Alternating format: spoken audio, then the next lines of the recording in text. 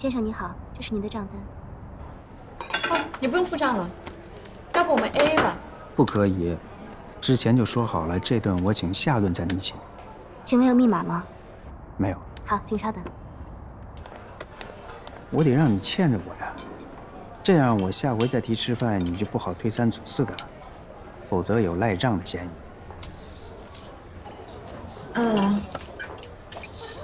我可以问个私人问题吗？可以啊。你结婚了吗？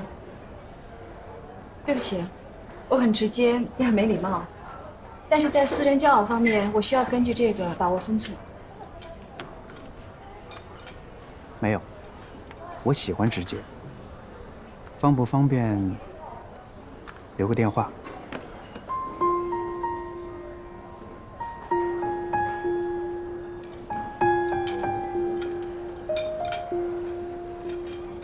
先生你好，请签个字。谢谢。好，谢谢。走吧。一姐，哎，小关，哎，太好了，你快帮我做个证，是不是今天早上送我上班的是你？他们非说是我男朋友。这样啊，那这样好了，一会儿再送你的时候，我多停留一会儿，然后在窗口跟你打个招呼，可以吧？啊，对了，这是我的邻居小关，这位是……啊，我姓魏。魏先生你好。你好。那我们先走了，你慢慢吃。拜拜，安妮姐。拜拜。拜拜，魏先生。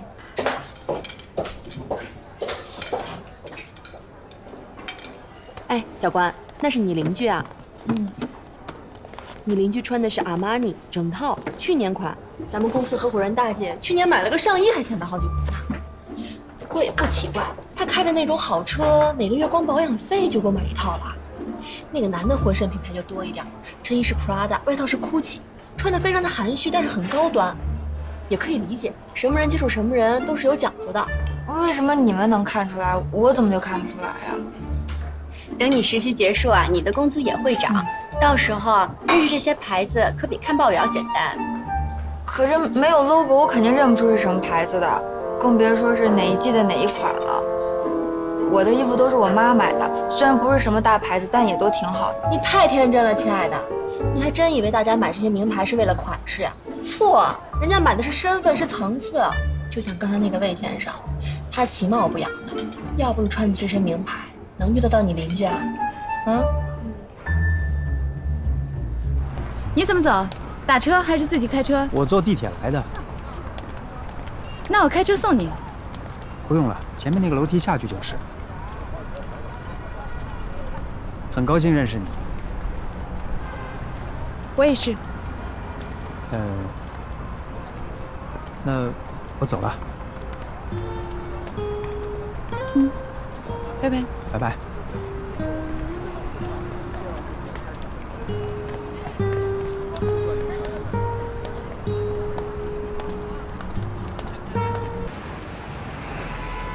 嗨 ，sorry， 我想我迷路了。你在什么地方？跟我形容一下，或许我可以给你指路啊。上海真的有太多长得一样的巷子了。我刚才路过的是上海12中，我现在在绿杨新路。你从绿杨新路往北，然后上北环高架。北在哪儿？嗯？北在哪儿？我真的分不清东南西北，你能不能告诉我，是往左还是往右？这样，你背对12中，往右边开，看到十字路口就右拐，见到高架你就开上去，先别挂电话，等你上了高架之后，我再指点你。OK， 我大概知道了。那我需要掉头了。好，你等我。See you， 拜。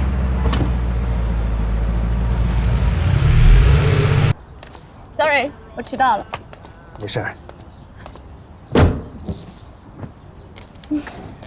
好车，只可惜给路盲开。你是我见过最聪明的女孩子，好车是有幸被你开。走吧。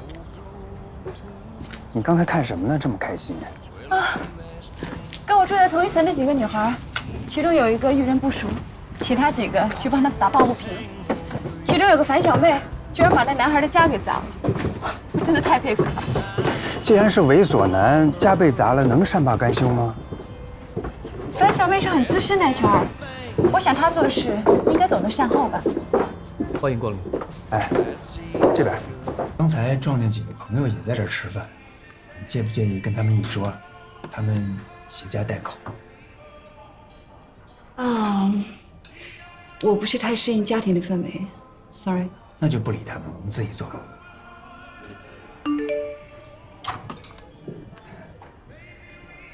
兵来将挡，水来土掩。魏总，可以上菜了吗？上。好的。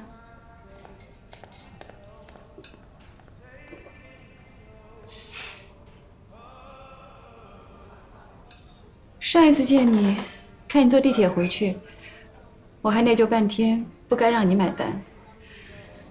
现在看起来，其实一顿饭对你也不算什么。是，一顿饭是不算什么，但是跟你见面不一样。我做生意难免防范心会重，你是我忍不住见的第一个网友。哎呀，老魏啊，哎呀，你怎么也在这儿呢？啊，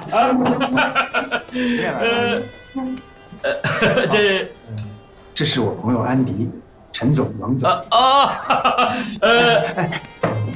你们去吃饭吧，好吧？我们这儿有事儿还聊呢。谢谢啊。行，知道你没空没有。走，好，这吃你的，吃你的。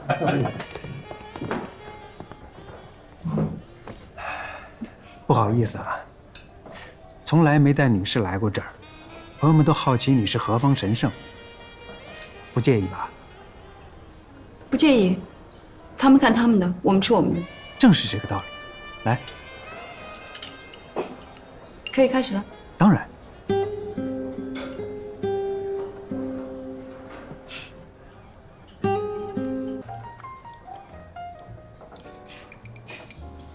那边那桌有个朋友刚好是坐车的，他说你那车是从他们店里卖出去的。真的吗？那是我老板的车，被我抢过来了。因为以前在美国的时候，他每次都抢我的车，害我租车。我们认识10年了。我记得我从博士毕业之后就跟他在一起工作。他是一个处理复杂关系的天才。啊，原来如此。哎，这鲫鱼啊，也是他们这儿的特色菜，必须要野生鲫鱼，用小火熬上半天才能熬出这么浓白的汤来。等稍微凉一些呢，边缘处就有一些结冻。这就是野生鲫鱼特有的胶质层，凭这个就能区分出它是野生鲫鱼还是人工养殖的。怎么样？很鲜啊，看来你很懂美食啊。也谈不上懂，经常跟人出来应酬，多少知道一点。谢谢你今天让我吃到这么多好吃的，我很开心。喜欢吃，以后可以一起出来吃啊。看你吃饭真的很有动力。不过在外面吃多了之后，你会发现，其实最想念的还是家里妈妈做的饭菜。我是孤儿，从小被收养到国外。其实我对中餐的印象，也就是福利院的饭菜吧。我记得那个时候我们拿的都是搪瓷碗，然后一个铝制的调羹，就在排队等打饭。福利院的饭菜其实就是一些蔬菜，上面飘着几片肥肉。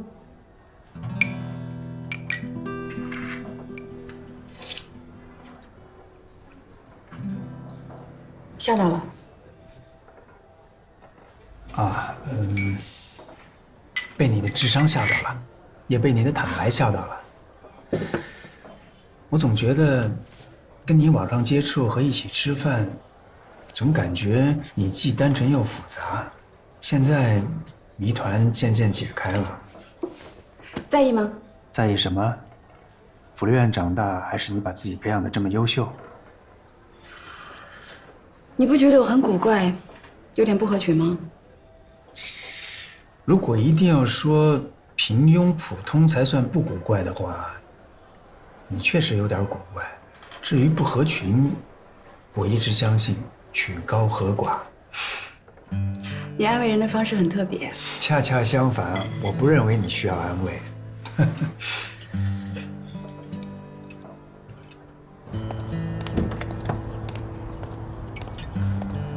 安迪，重新认识一下，我叫魏魏。我坦诚了一顿饭的时间，终于换来了你的坦诚，不容易。我叫安迪，真名网名都叫安迪。安迪，我希望我们不只是网友，还是好朋友。现在还不算吗？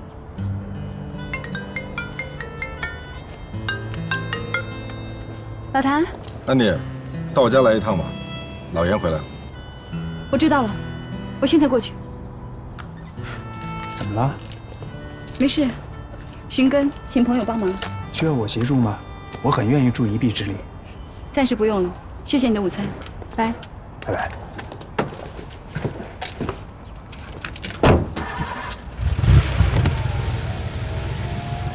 不要总是观察我、试探我、考证我。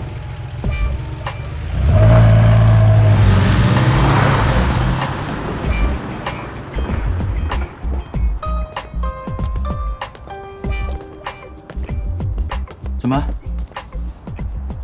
穿帮了？托你查了一下他的车，被他一眼就看穿了。一个年轻女孩开这么好的车，总是怪异。是我太鲁莽了，还好他没怪罪。哎，你们这是干什么呢？参观旅游景点呢？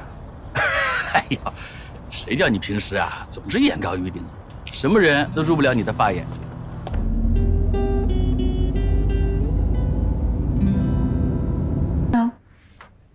怎么这么慢啊？第一次用视频聊天，不是太熟悉 ，sorry。你在干什么呢？怎么刚才打通了又挂了？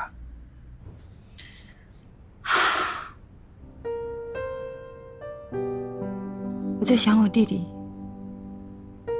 上次跟你说托人寻亲，其实就是找我弟弟，也是我唯一的亲人。那结果怎么样？找着了吗？ No, I don't know where he is. 但是帮我找的人跟我说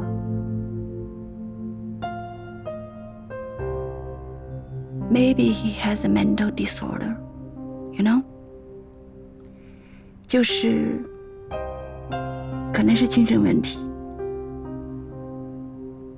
也可能是因为这个精神问题，所以他被他之前领养的家庭放弃了。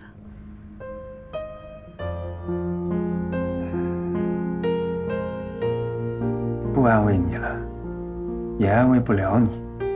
Andy， 我劝你一句啊，人和人之间呢都是缘分，强求不来的。何况有时候没有消息，也许就是最好的消息。谢谢。我其实有点后悔。我在想，也许我根本就不该回来。我不回来的话，我的弟弟在我眼里还是那个可爱的、听话的小朋友。我很害怕，如果我找到他，看到的是一个完全陌生的，甚至有一点点痴痴傻傻的人。我更害怕，也许我用尽办法，都根本找不到他。你不应该这么想，至少你回来，对我来说是意义非凡的。我很感谢你弟弟把你带回到国内来，带回到上海，否则我这一辈子很可能都不认识你呀。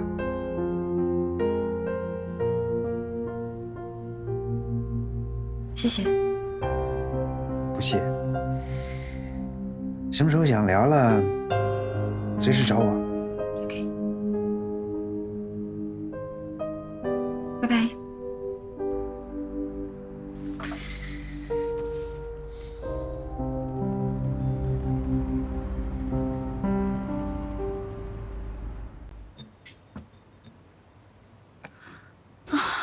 久违的玫瑰花。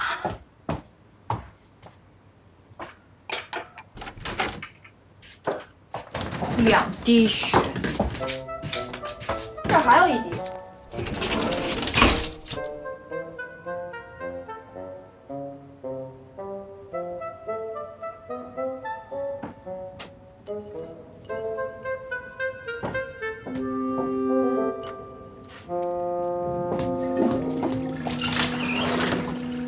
2滴血呢？你给收起来了。这是昨天你约会时候王帅哥给你的吗？我帮他找房子，他感谢我的。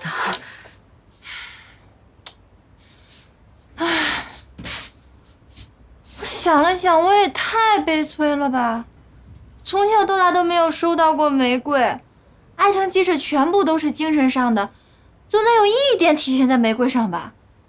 啊，我怎么这么傻呀？哎，妍妍，对不起啊，姐不是故意的，别怪我。姐，你说什么呢？我闹别人，我也不可能闹你。你就是我亲姐，除非你不认我。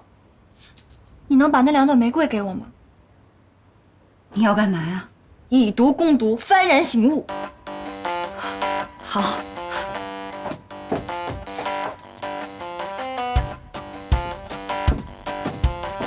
小心刺儿啊！那个莹莹啊，我要上班去了啊，你走不走啊？啊？我一会儿跟安迪一起走，反正我不想坐地铁了。一坐地铁就想到那个衰人。三姐，欧丽，加油工作！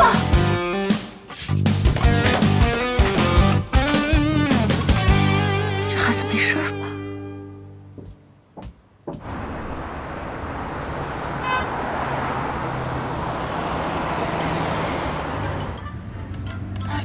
完了，我要破产了。怎么了？洋洋在这玩微信游戏呢，跟他们组队打天天富翁呢。小关，你玩吗？我之前玩过，但后来太耗精力了，我就不玩了。那几天你把昵称都改成特困户了，特缺觉特困。安迪，你没装微信吧？我可以帮你弄，我还可以帮你手机翻墙上推呢。哇，这么厉害！你是喜欢玩手机啊，还是你专业学的是这个？这还用专业去学呀？其实手机应用就得多试，越怕它，哎，你就越学不会，越大胆就越容易了。哎呀，你听他在那吹吧，有的时候他2天才搞定一个手机应用，不知道耽误多少功夫。那叫乐趣，挖掘隐藏功能，不让一个功能闲置，多有乐趣啊！你不会懂的。哼，我有说明书啊，我闲的没事可以看说明书啊。哼。写说明书的上辈子一定是搞间谍工作的，吞吞吐吐，欲说还休。不信你对着那说明书，你弄安迪的手机。邱莹莹，你等会儿有任何状况，你随时给我打电话，我保证20分钟之内我一定赶到。关关，能不能不提这茬儿啊？小关说的没错，有备无患。我放心吧，我心里已经有备了，我相信我自己可以。除了考试不行，我什么都可以的。邱莹莹，加油！哎呦，疼死了，宝贝儿。疼不疼啊你？没事。加油，加油，我可以的。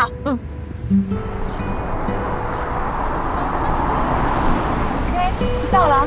哦，我走了啊，有事打电话啊。自己小心啊。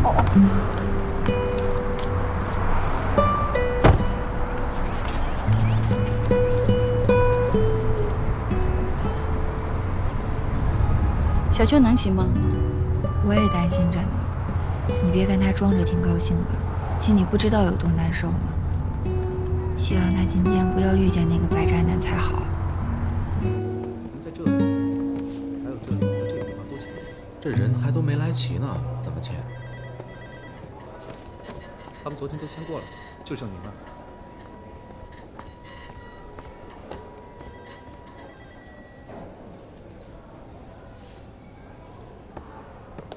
哎，您好，请问这是红光有限公司吗？这儿不是，那个往那边走，第2个口。哦，好，谢谢。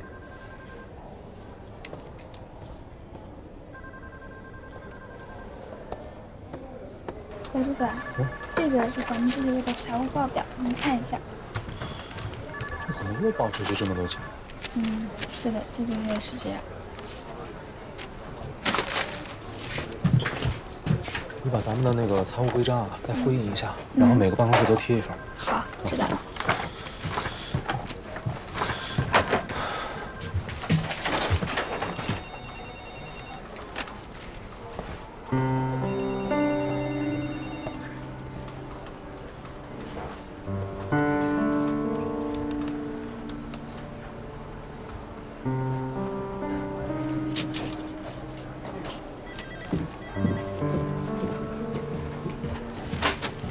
莹莹，哎，这些拿去报销一下，我晚上出差，等钱用。去哪儿报销啊？哦，财务部，我晚上要用啊。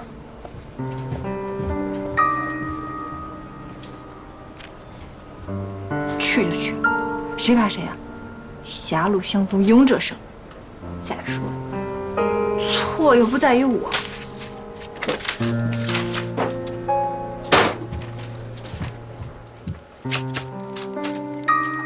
一切猥琐男都是纸老虎。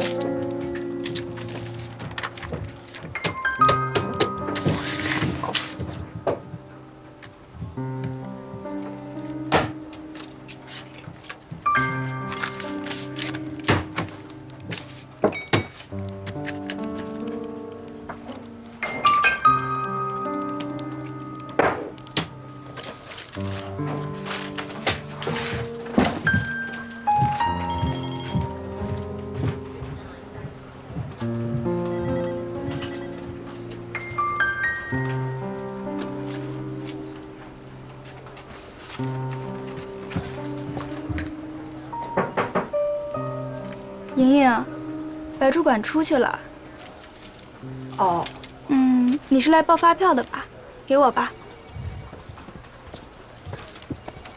谢谢啊。因为我们经理晚上出差，所以麻烦你稍微快一点。行，弄好了我给你电话。行，谢谢。没事。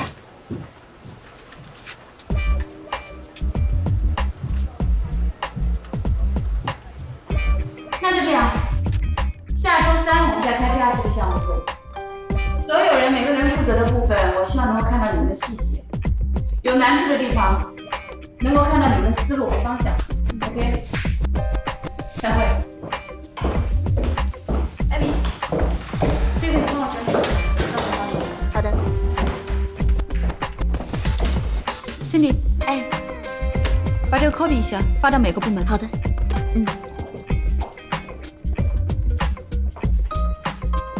嗨，你什么时候来的？你怎么不进去啊？我们刚好在开美国项目那个会。生意的事儿我不管，我是来陪你吃饭的。吃饭？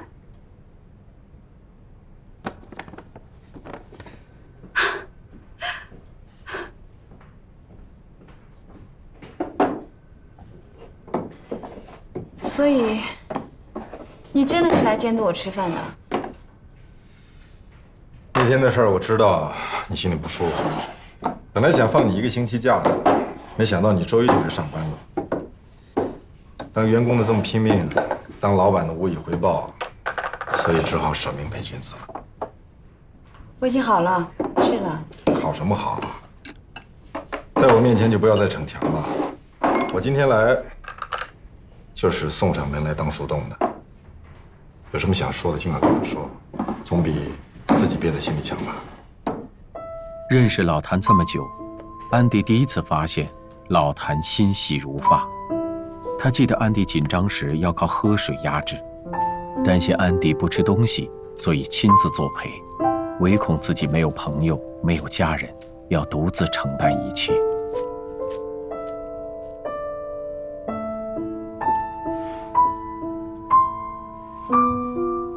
老谭，谢谢。谢什么呀？谢我把你挖到我这儿累死累活呀？那也是，找弟弟的事情也是。我知道你为什么来，放心吧，我真的没事了。我现在只是希望老爷能够尽快找到我弟弟，一想到他孤零零的在外面一个人，我就不能心安。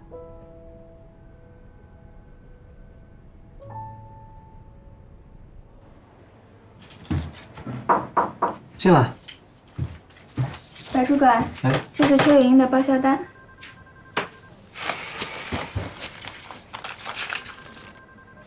这单子做的不对，你让他重新做一下。哦，啊，好。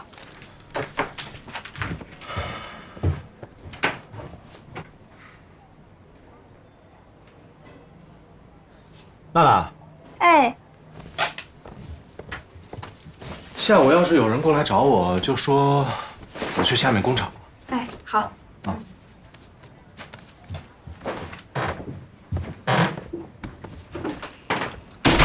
躲着我，他竟然躲着我，你知道吗？我今天早上的时候我看见他了，他也看见我了。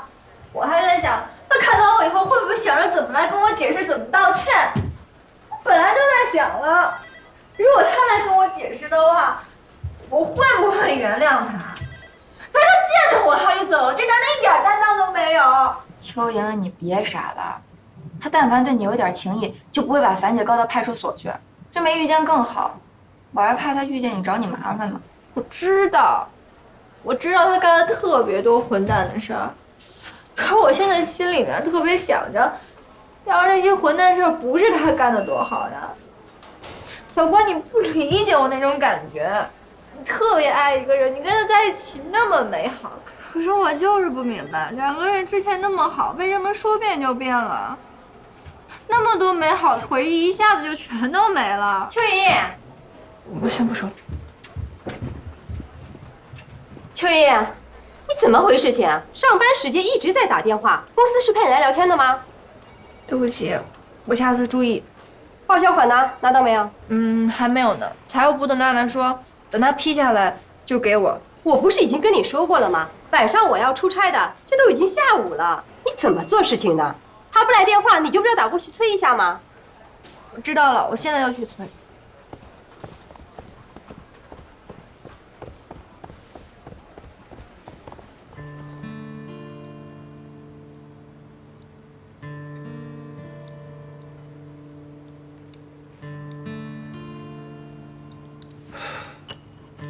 既然这样，放心，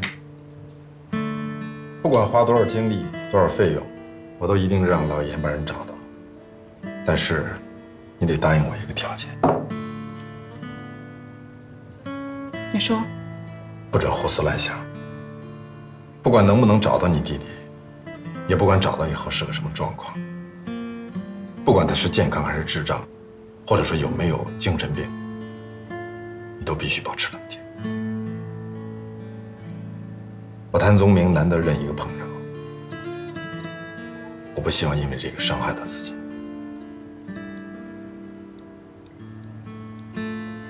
好，我答应你。行，那我先走了，你慢慢吃。谢谢你。又谢。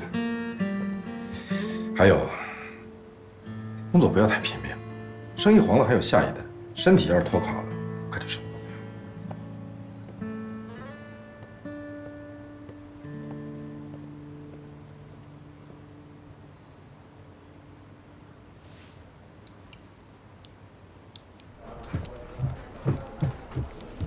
娜娜，我们经理那个报销单好没好呀？啊，我正要跟你说呢，白主管说啊，这报销单贴的有问题。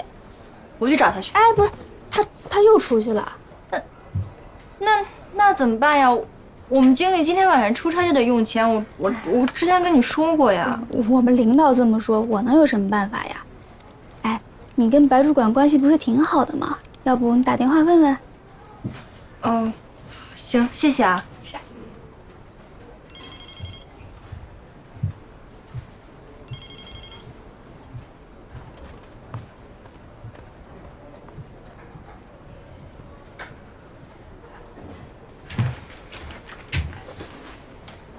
打就打，谁怕谁？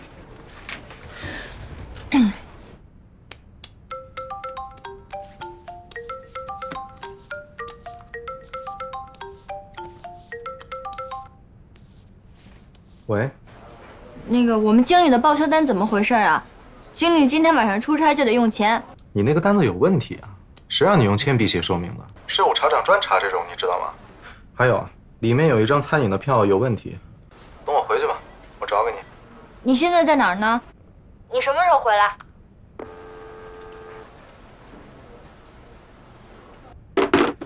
一会儿发票给我开个会议费啊。好的。你怎么回事情啊？进公司都1年多了，连个发票都贴不好。我之前也是那么做的，他们也没说什么。你还有理由？每天都在办公室坐着，就不知道怎么跟财务部搞好关系吗？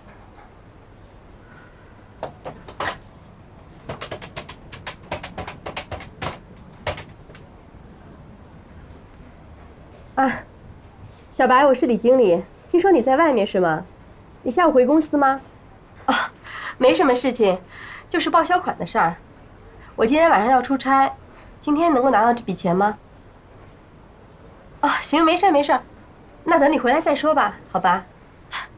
好。小白在下面的工厂抽查核对库存，下午3点会到公司，你记得给我盯紧一点。该改的都改了，把钱拿回来。嗯，知道了。行了，没事了。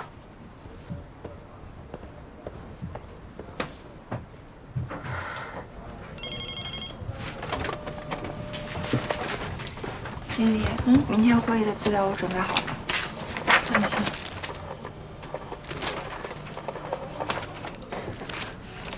这些都是你做的？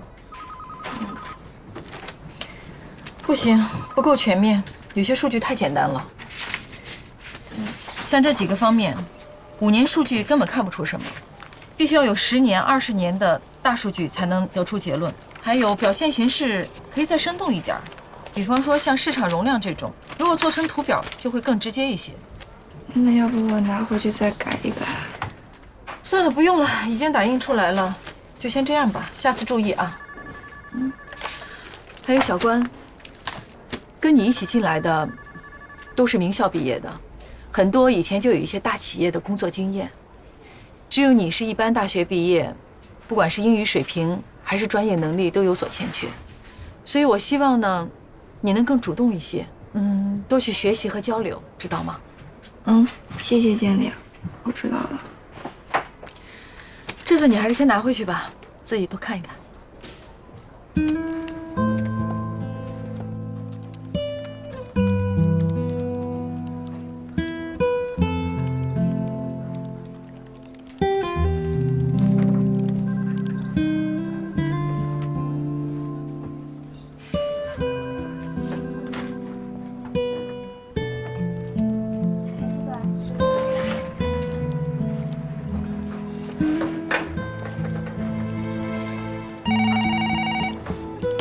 喂，你好。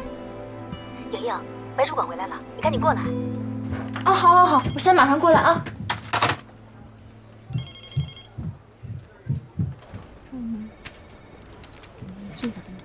把这个挪到下面。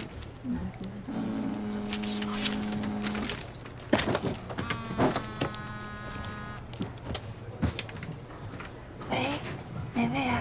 你好，我姓林，叫林静，咱们原来是一个大学的，而且还是同乡。我高你2届，你记得吗？哦，林师兄你好，你好。师妹好，是这样的，我们在上海的同学呢，想搞一个同学聚会，周5晚上大家伙一起聚一聚，吃饭啊，唱唱歌什么的，你有空吗？什么时间呀？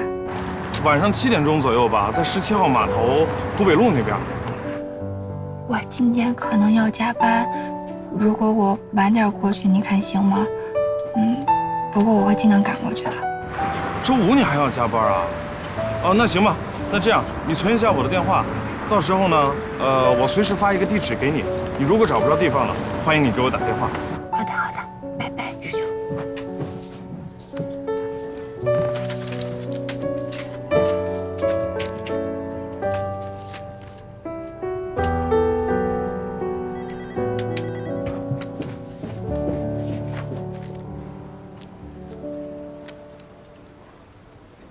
你说报销单有问题，有什么问题？我会去改。你看啊，把里面的铅笔痕迹去掉，用黑色水笔写一张说明附在里面。还有，里面有一张餐饮发票，像是假的，你去问问你们经理，做好了再拿给我。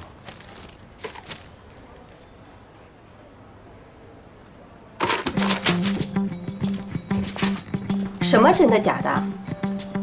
你自己看看，自己看看，这个就是我跟客户在前面郁金花园吃的饭，有问题吗？可是这是他说的。我不管啊，现在都已经4点半了，你赶紧把这事情给我搞定，把钱拿回来。如果还有问题的话，让他自己来找我。还不去啊？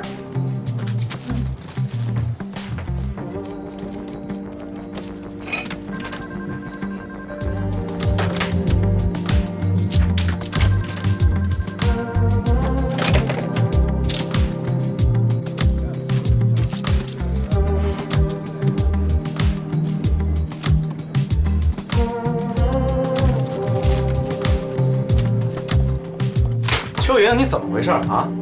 住宿发票单的日期超规定，为什么不附文字说明？天天报销，这点规矩你不懂？我一直是这样做的。上次会议大家已经沟通过这件事儿了，这次报销，实报实销。我们财务部也是按照公司的财务规章做事。如果你说这个事儿上过会的话，请你拿会议纪要给我。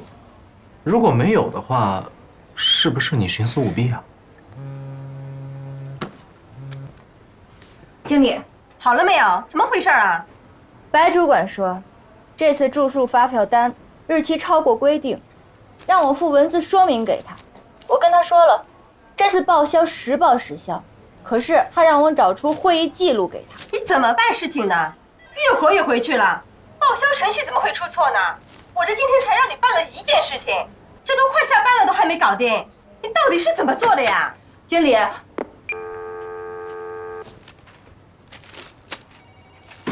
知道你是故意，我告诉你，照老规矩，你究竟报不报？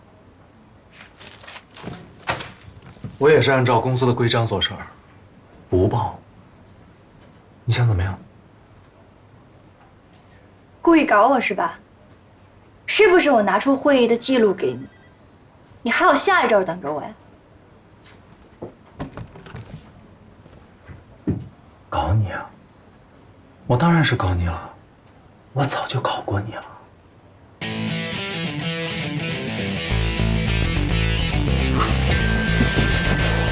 经理，我要举报白主管假公济私，打击报复，还有他都不给我报销，他追求我不成，这是要害手段，把公司这台电脑亲自砸了，他还说是我朋友打的，诬陷我朋友，他还报警，结果闹到了派出所。没事，这事怎么做？他被关到人家派出所，我说的都是实话。大家不信的话可以去调查。闭嘴！血口喷人啊你！我没有血口喷人，我说的都是实话。如果大家不信的话，可以随便调查。我还知道，他串通底下的工厂，把自己吃饭的发票加在工厂账单费里一起报销。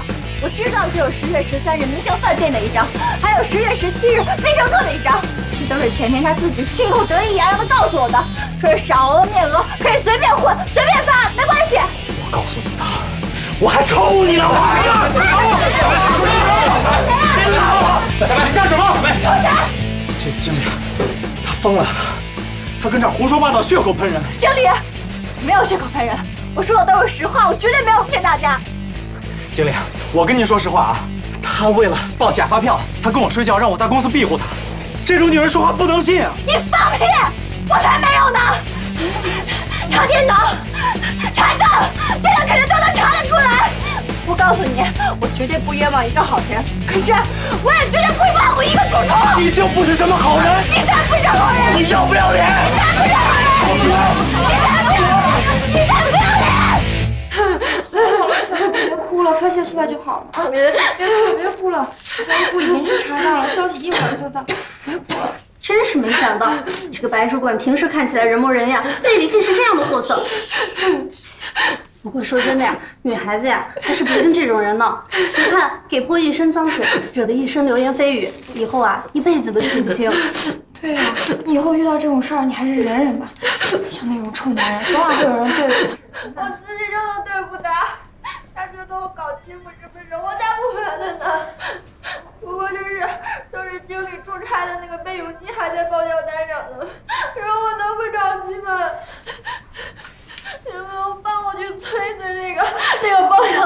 行。如果经理今天下班，那个报销单你可就完蛋了。好了，知道了，别哭了，别哭了，别哭了。你不用管我，我想自己静一静。你们先走吧。那你一个人在这静静，我们先去弄报销单。别哭了，这个男人。走啦。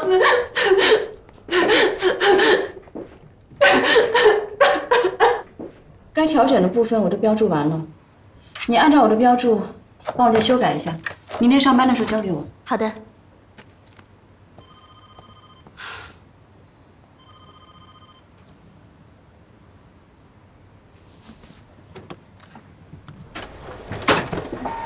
资料复印好，放我桌子上。嗯，好，拜拜，拜拜。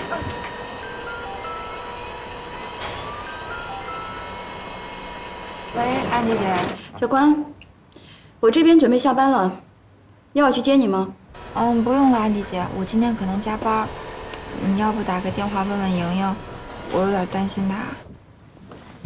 邱莹莹。OK， 我知道了。拜拜。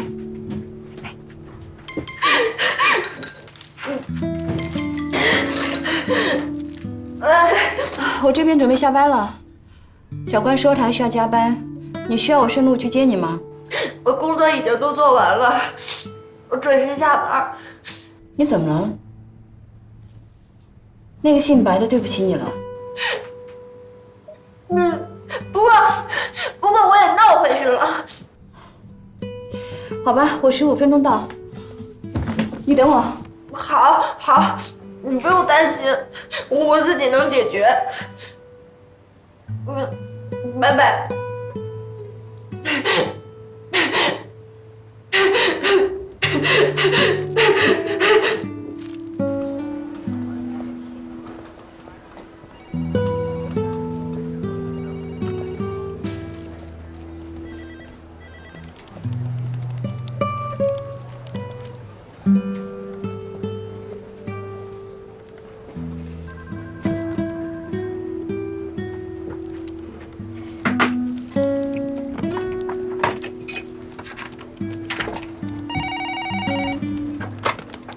喂，你好，邱莹莹吗？这里是人事部。人事部。关于白主管的事情，我有话要问你。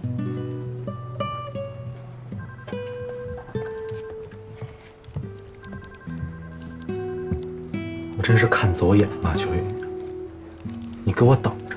等着就等着，不怕你。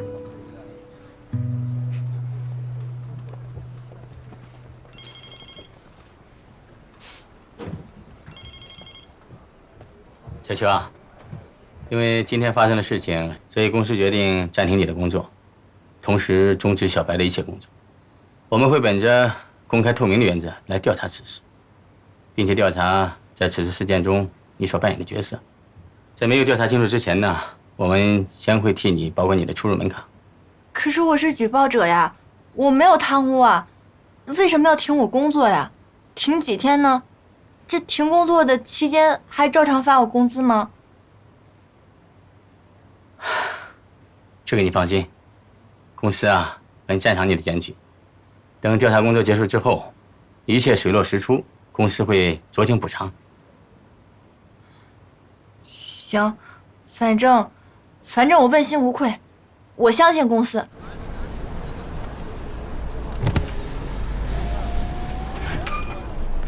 安迪姐，嗨。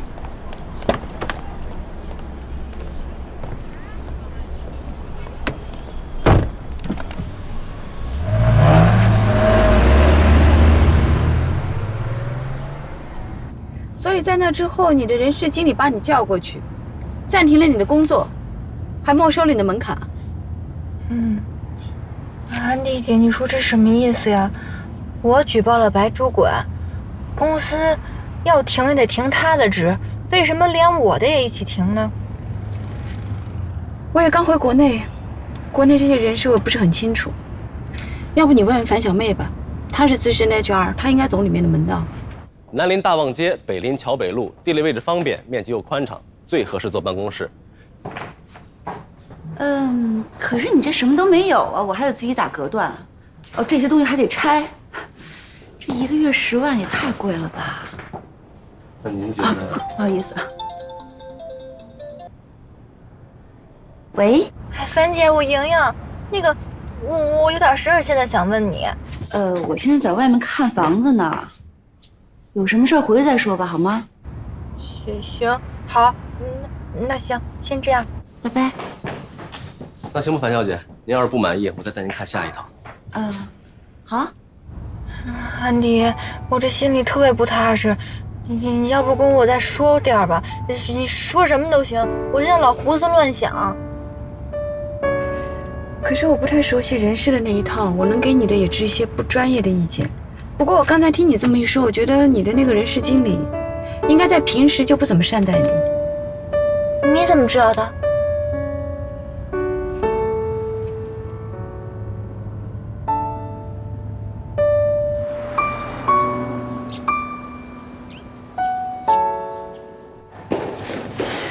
安迪姐，你知道吗？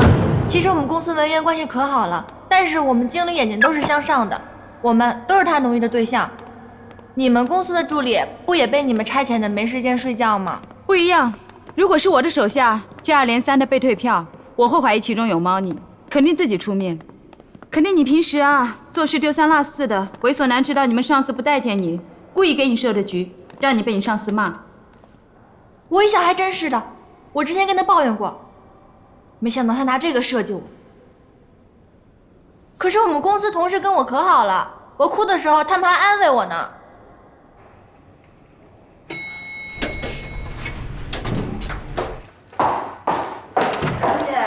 关关，哎呀，关关，累死我了！快快快，借个肩膀靠一靠。你怎么也这么晚啊？又加班啊？你呢？我帮老同学看房子。哎呀，你是不知道，现在房价高的离谱，别说是买房子了，就连租房子都贵得要死。上海居大不易啊！哎，莹莹她今天联系你了吗？也不知道她跟那白渣男怎么样了。他倒是给我打了个电话，但是听情况好像不怎么样。人事部的经理说先暂停我工作，等公司他们商量好以后，调查清楚以后再通知我。这个白渣男还有些道行，我真是小瞧他了。这事儿比想象中的大。哎，把你人事部经理跟你说的话详细告诉我。他就说什么赞赏我举报白主管这种行为，但是呢，先停止我的工作，让我回家待命，然后说等他们调查清楚以后再通知我，再酌情给予我补偿吧，大概就是这些。安迪还问我说，是不是平时我的主管经理对我不好？他让我特意告诉你他问的这句话，让你作为参考。樊姐，安迪姐这么说是什么意思呀？因为我是人事部的呀。一般情况，如果有上司关照的话，我们人事处置员工的时候都会有所顾虑，会跟他们的上司商量之后才行。现在这个情况，对你不利啊。莹莹，你不是跟你们单位同事关系挺好的吗？那你跟他们说说，让他们帮你求求情呀。跟普通员工关系再好有什么用？无非就是平时办事的时候方便一些，真要到紧要关头，根本就派不上用场。安迪他让我参考什么呢？参考我明白这个白渣男为什么一再扔你的报销单了。明白这个白渣男为什么一再扔你的报销单了。因为他知道你跟你上司的关系一般，对不对啊？他正好借你经理的力量来打压你，打压到你急躁为止。这样你会怎么办呀？你会把他约到一个偏僻的地方跟他当面谈判。只要你去了，你就占了下风。你为了完成上司的工作，你必然会答应他些什么？他正好拿这个来要挟你，笨蛋！这猥琐男他真不要脸，莹莹，你千万不能理他。我理他了，但是我没办法呀，那我得去找他报销啊。他当着我一个人的面前，他说了好多下流话，我当时我一气之下我就冲出去了。我当着全公司人的面，我把他一锅端了。什么他砸电脑，还有他自己吃饭报销单跟工厂的报销单混在一起报，我全给他说出去了。当时那个财务部的那些人全都乱了，我估计现在他们还……邱莹莹，你是不是笨呢？哎呦，这个砸电脑的事就算了，他贪污这么好的一个把柄，你怎么就抓不住呢？他第一次把你扔回来的时候，你就告他拿贪污这事儿来威胁他，你信不信？他立马投降。哎，你这是干什么使的啊？这里面装的什么呀？你怎么就不用计策呢？我现在回味出来了，可是我现在回味出来，我也没办法了呀。我当时我问我们那个人事部经理，我说我什么时候能回去上班，他似乎给了我答案，但是似乎又没给我答案，我怎么办呀，樊姐？我帮不了你。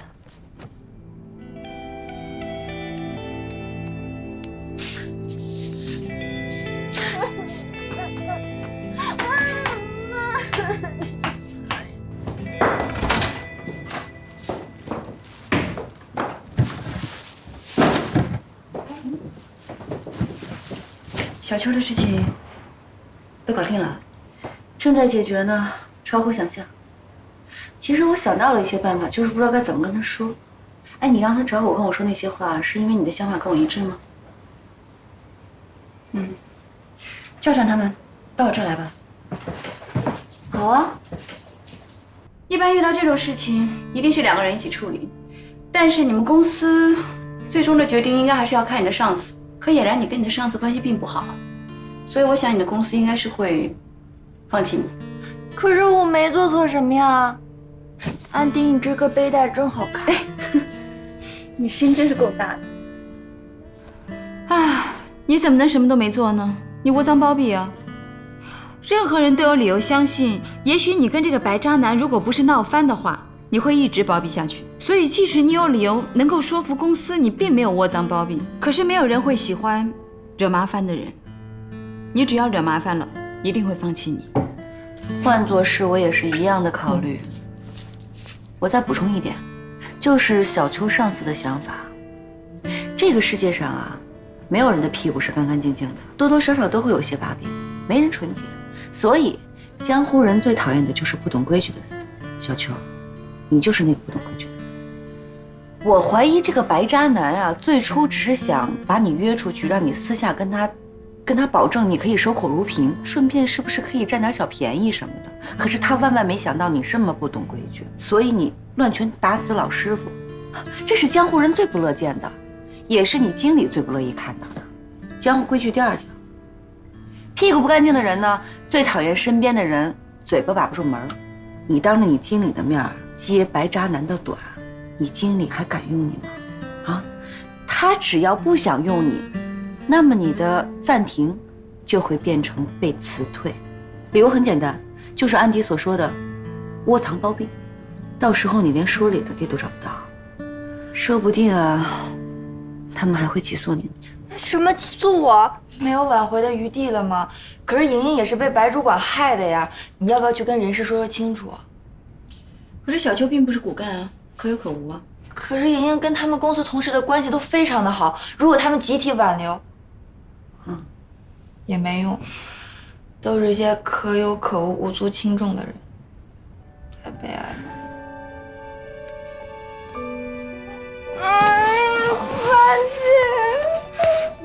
没关系。安迪和樊胜美2人一针见血地道出了职场新人邱莹莹所犯的忌讳。职场如同江湖，江湖有江湖的规矩，不懂规矩的人已无法在江湖立足。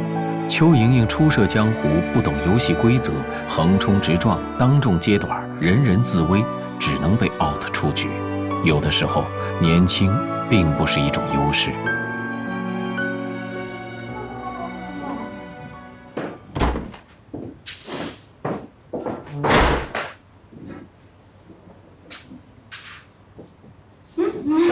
早，还没睡醒啊？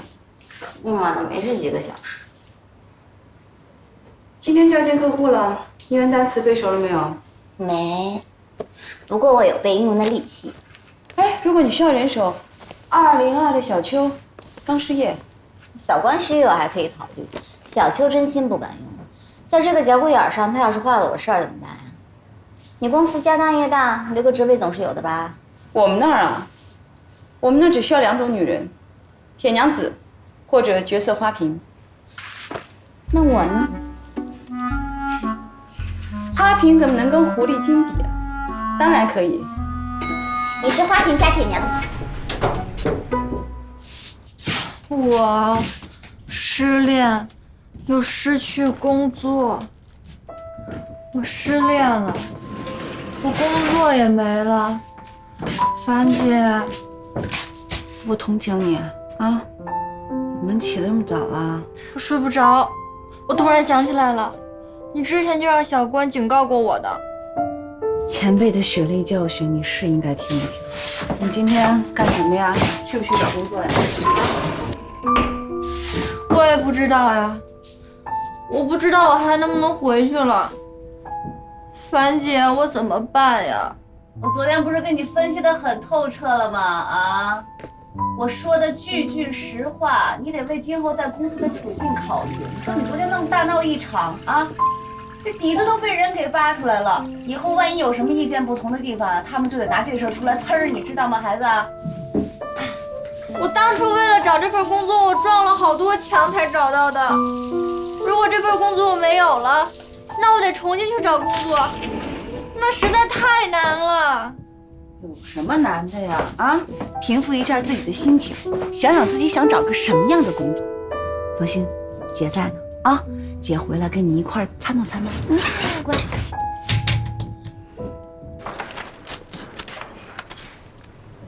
吴秘书，哎，你快去把那个礼物准备好。好。曲总。爸，你怎么来了呀？这是我的公司，怎么连会议室也不让来了？你知道我不是这个意思啊，说好这个项目由我全权负责的啊，我都拼死拼活好几个星期了。你要是这时候插手的话，我真不理你哦。好，爸爸不插嘴。你们开会的时候啊，我坐在旁边看着，以示重视，这总可以了吧？啊，好。爸爸保证不说话，一切全靠自己反应。真的？爸爸向你保证。那也差不多。樊姐，樊姐，樊姐，快烦死你姐了。不是樊姐，有什么事儿随时给我打电话啊，乖。关关，关关，我失恋，我又失去了工作。我知道，你跟我说过了，宝贝。然后就开始漫长的找工作，我没有钱，就得向爸妈伸手，他们又得埋怨我。我这季度的物业费都没交呢，我怎么办呀？我干脆跳楼算了。秋英，你可千万不能跳楼啊！我跟你说，你能找到工作的。你现在跟毕业的时候不一样了，你有工作经验了。对啊对啊，前段时间我们公司刚来几个大学生来面试，穿得跟 cosplay 似的。我们同事偷偷给我打电话让我去围观，我总比他们强是吧？是呀，这说不定你能找到更好的工作，因祸得福呢。可是我眼前怎么办呀？我现在没有钱交物业费，也没有钱吃饭。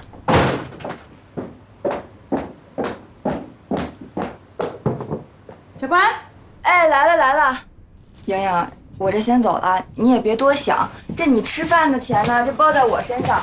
你想吃什么告诉我，到时候我给你带。关关，关关，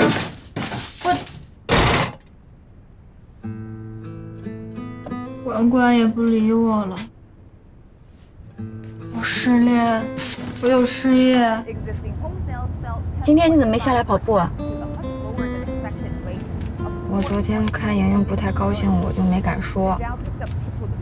我们高中这周5要组织一个同学聚会，说只要是在上海工作的毕业生都会参加，然后他们就把我拉到了一个同学会的群里面，里面有特别多的人，然后我就想看看大家都聊什么呢，聊得那么高兴，然后我就翻那个聊天记录，我翻着翻着我就睡吧。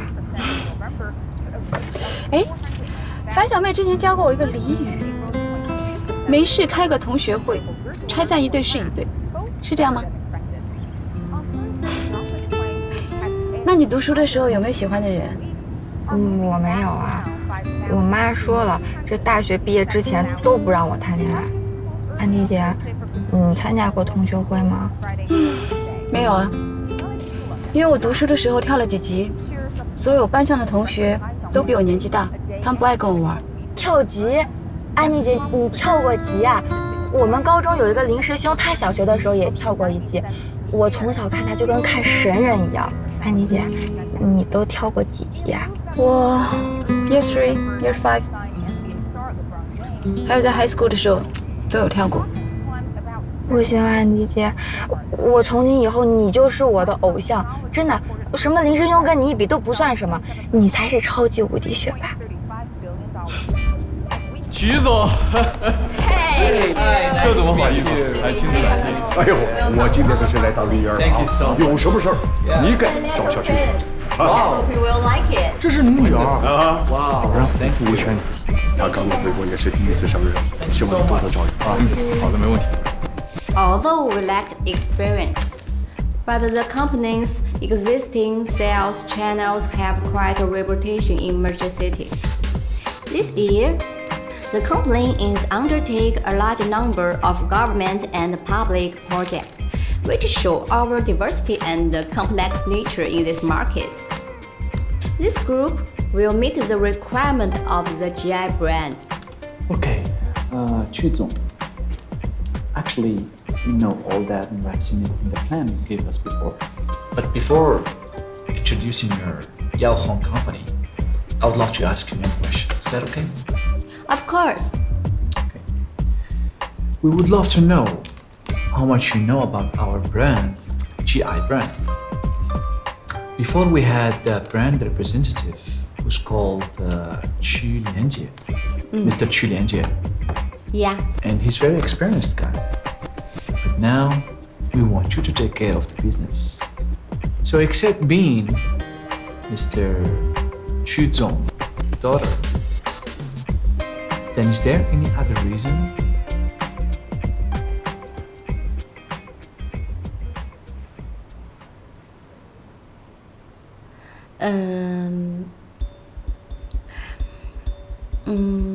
GI is a Germany's leading air conditioner brand with a low repair rate and energy efficient features. Currently, the Chinese public is not familiar with the GI brand. 关大宇负责的家电业务，现在可以说是我们公司的核心业务。但是问题是，市场估计太乐观，产品策略太保守。我们是不是可以根据不同的时间阶段，甚至不同地区的地方经济政策进行细化？现在问题最严重的还是刘思明负责的这个 PC 端，产品同质化太严重了，缺乏创新意识，而且好几个关键数据都不坚挺，这在市场上是毫无竞争力的。我们之前也说过 ，Sorry。Hello，Andy， 你跟我说，我为什么要代理 GI 品牌？你为什么要做 GI 品牌？这我怎么知道？哎呀，不是，是外方代表问我的这个问题。他问我，你们先讨论一下。他问我是我爸的女儿以外，我有什么资格来代理这个品牌？我不知道该怎么回答，我只好接着上厕所的理由出来向你求救了。那你当时为什么要代理 GI 品牌？为了跟我哥变苗头呀，让他心里不好受呀。他们这么问你呢，是在质疑你的个人能力和经验。没有经验不代表个人能力弱，你不是很会忽悠吗？你可以从这个角度着手，跟他们好好说明一下，为什么你是代理 GI 品牌的最佳人选。我现在在开会，一会儿我带上蓝牙耳机，我们保持电话畅通，有什么问题你随时问我。那你这样不是随时能听到我说话了吗？不影响你工作啊？大小姐，你不是生死攸关、万分紧急吗？那我只能一只耳朵开会，一只耳朵听你说话了。一心两用总比你的追魂夺命扣要强。哇塞，你还有这本事呢？我早说。Please allow me to continue. Mr. Smith, I know you are worried of my lack of experience.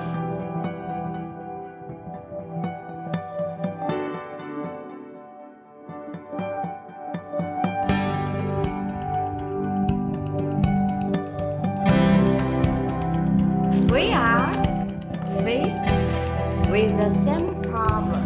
If we are given the chance to prove ourselves, we can use our